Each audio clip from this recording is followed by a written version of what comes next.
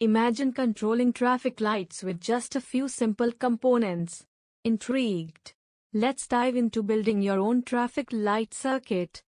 First, gather your components: a 555 timer IC, LEDs in red, yellow, and green, resistors, capacitors, SPDT switches, a breadboard, and a power supply. The heart of our circuit is the 555 timer IC, configured in a stable mode to generate continuous pulses. These pulses will control the LEDs.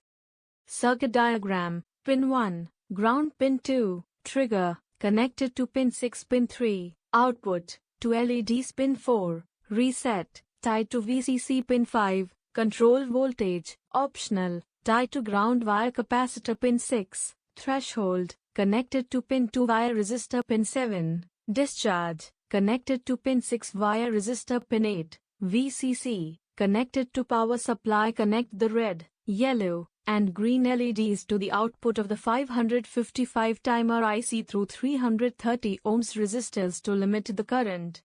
Use SPDT switches to manually change the state of the lights, simulating a pedestrian crossing or traffic light change.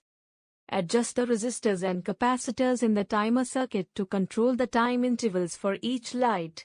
Typically, the green light stays on longer than the yellow and red lights. Power the circuit using a 9 volts battery or a regulated 5 volts power supply. Ensure stable power for consistent operation.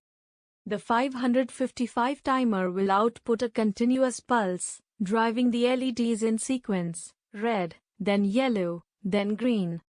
For more complex timing configurations, use multiple 555 timers or a counter IC like the 4017 decade counter. And there you have it. A simple yet effective traffic light circuit. Keep experimenting and tweaking for perfect timing.